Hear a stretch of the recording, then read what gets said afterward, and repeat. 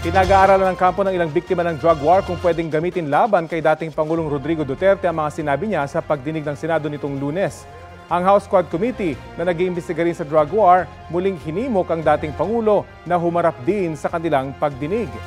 Balitang hatid ni Sandra Aguinaldo. I can make the confession now if you want.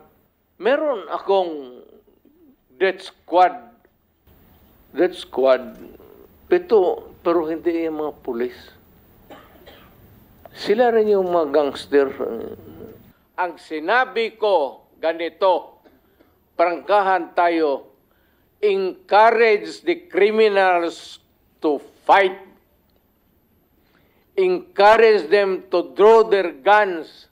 Ang mga pahayag na yan ni dating Pangulong Rodrigo Duterte sa pagdinig ng Senado, hindi raw pwedeng sabihing biro lang. Ayon kay Senate President Cheese Escudero, hindi na bago ang ilang sinabi ng dating Pangulo pero ang pinagkaiba ngayon, lahat ng binitiwan niyang salita ay under oath, pinanumpaan. At sinabi niyang yan ay totoo sa abot ng kanyang nalalaman na pwedeng magamit kung sakasakali pabor o laban sa kanya. I think he is proud of the things he did and said. Hindi niya ikinakahiya yung kanyang ginawa at mga sinabi. Maliwanag yun sa kanyang statement. Pero pwede nga bang ipagharap ng kaso si Duterte batay sa mga sinabi niya sa Senado? Sabi ni Escudero, kasi sa dulo, kailangan mo pa rin na magrereklamo. Ang party in interest, ang pwede maging complainant ay pamilya ng biktima. ang grupo ng mga kaanak ng drug war victims pag-uusapan ng posibleng legal na hakbang. Pero sana raw, tulungan sila ng gobyerno. Baka po pwedeng tingnan ng Department of Justice o ng mga NBI, sila yung mas may poder para tingnan po ang mga kasong ito at balikan at maibigay yung katarungan sa mga pamilya ho na nag-aasam ng katarungan. Para naman kay Senador Coco Pimentel, chairman ng Senate Subcommittee na nagsasagawa ng pagdinig sa drug war, nais niyang mapag-aralan ng mga abogado sa loob at labas ng gobyerno ang mga sinabi ni Duterte habang under oath. Si Senadora Riza Ontiveros, nakasama sa hearing, umaasang pag-aaralan ng Department of Justice at ng mga investigador ng International Criminal Court ang mga sinabi ng dating Pangulo. Sa tingin ng isa sa mga abogado ng mga biktima ng war on drugs na dumulog sa ICC, admissible o pwedeng tanggapin ng ICC ang mga pahayag ni Duterte sa Senado. Dalawa lang naman ang tanong dyan, is it relevant? Is it material?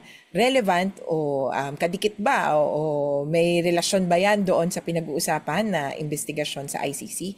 Yes, tungkol sa war on drugs ni Duterte. Material, importante ba yung iharap sa ICC? Yes, kasi ito na mismo yung mga sinasabi niya. Panawagan ni ACT Teachers Party List Representative Franz Castro, isumite ng Senado ang affidavit at recording ng pagdinig ng Senado sa ICC. Ang Quadcom sa Kamara, muling iginiit ang kanilang imbitasyon na humarap si dating Pangulong Duterte sa pagdinig nila.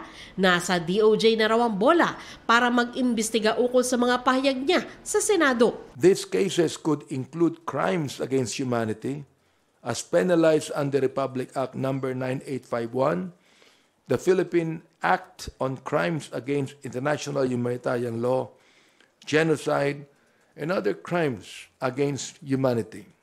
That's the title of the Republic Act. And other criminal laws, not to mention the potential jurisdiction of the ICC. Pag hiniling po ng DOJ that we can turn over the documents, we will do it. Kung tatanungin ang ilang co-chairs ng Quadcom sa Kamara, mas pabor sila kung korte sa Pilipinas ang hawak sa kaso ni Duterte. Well, I have always been true to my statement since we started the EJK hearings that I'm not going to allow the ICC to get our documents for that.